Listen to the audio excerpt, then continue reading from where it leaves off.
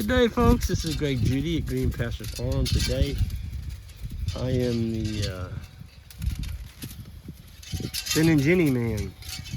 So they're feeding it down through those timeless posts. There's 22 times 6. No, 20 times 6. It's 120 plus another 10. So it'd be 100. There's 130 posts that we're pulling that wire through, and we're going every 2 divisions. And Joel's in the lead. He's way over that hill, and Isaac fell in behind him about a quarter mile back. And so I got 2 strong young men pulling on that wire. The guy in the back is taking the weight off of the wire for the guy in the lead.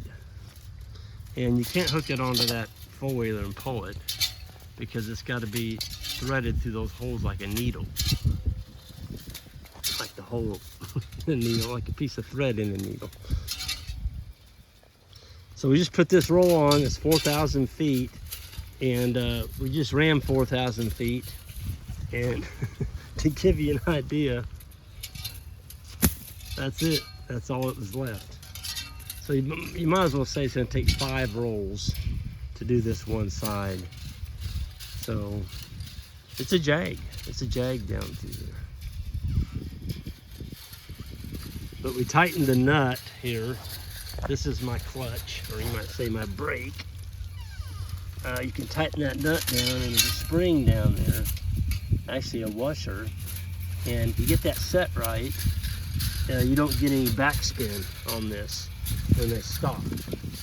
But I'm staying here anyway because that's a long ways to walk to come back here if that wire would get around the axle. We've already got the bottom wire run. So this would be our ground. We're running our ground wire now, our second one from the top. So we got hot ground going through the staple, hot ground going through the pin lock. I love these insulators. Those are good ones for wood. Of course, we've got our nice H braces in. We've already got that side run all the way back. And we get this run right here, we're gonna be over halfway done. We got a bunch of short zigzaggy areas down here along the creek, and then we got to cross another draw, and I think there's like 7 or 8 short stretches. So everywhere you have a corner, of course, you got to put one of these in, an H brace. But we're putting the insul tube, that's what this is. You put the insul tube right here, and oops, gotta get these insulators right. There we go. The insul tube is on here to keep this wire from shocking or from conducting electricity on my brace wire there. See, this is my brace. It goes all the way up. So on a brace wire, you always start at the bottom. So I'm pulling, you know, in this instance, I'm pulling west, that direction. So you hook it on the bottom here, and you run it up. You go through your staple here on the top, and then you bring it back down, and you put your ratchet on, tensioner. Of course, you know, this stays in place.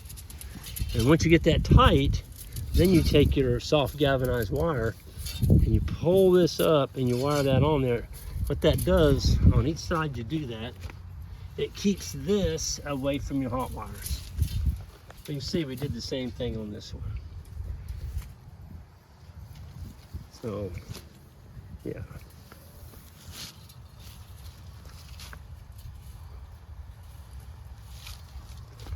But see, it can't shock.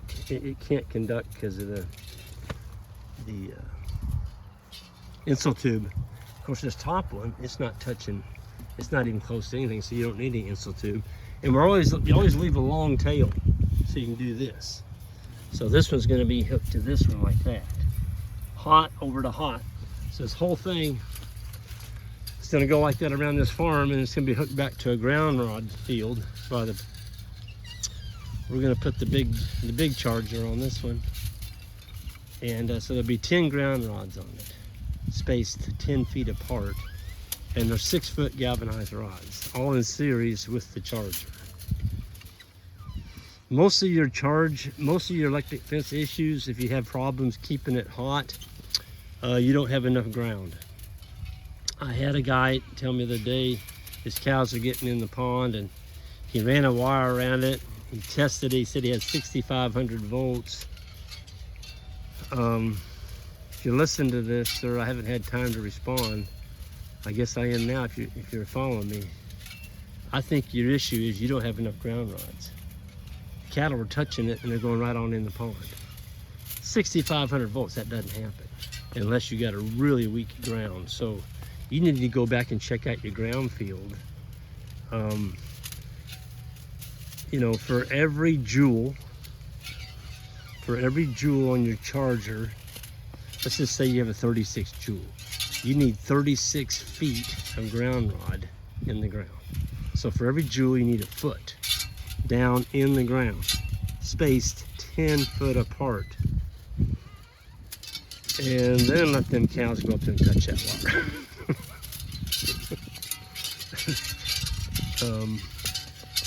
Yeah. I've never heard of such. I mean, we don't ever have that problem. It sounds like his cows maybe aren't trained to hot wire the best, so they don't even know, they don't respect it. You may have to retrain them. Get them up in a tight area, put a couple poly wires out there, tie some tin cans on it, and put about 8,000 volts on it. Put them tin cans on there, they're gonna reach out there and lick them. And you put a cow tongue on a, 8,000 to 9,000 volts on a pop can, it just leaves a lasting impression, Boy, this makes a good looking fence. Isn't that a good looking fence? I mean, look at that. If you look right down the top of it, I mean, those boys, look at that. They really did a number on, they did, they just did. So this one's gonna look the same. Got this cornfield on this side. We got some beautiful forage out here, folks. My goodness. It's never had a cow on it yet, but it's coming. We're gonna bring our South Pole bulls and steers over here, and it's gonna get some really good grazing, and it's a whole lot better than feeding hay. They'll gain better on it. So I love fescue. Everybody, oh, that darn fescue this and that fescue that. It's like, you just give me my fescue and I'll be a happy camper. Because I just came through a big field over here.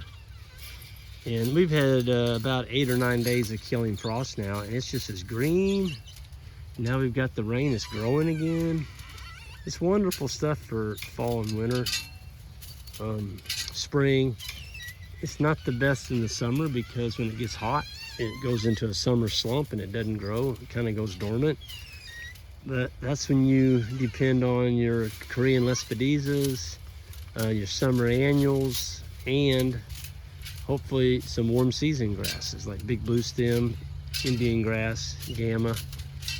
And the owner wants to put some of that on this farm, so I'm excited about that. I bet you it's already here. I bet it's in the seed. And this has been farmed for, gosh, probably close to 100 years.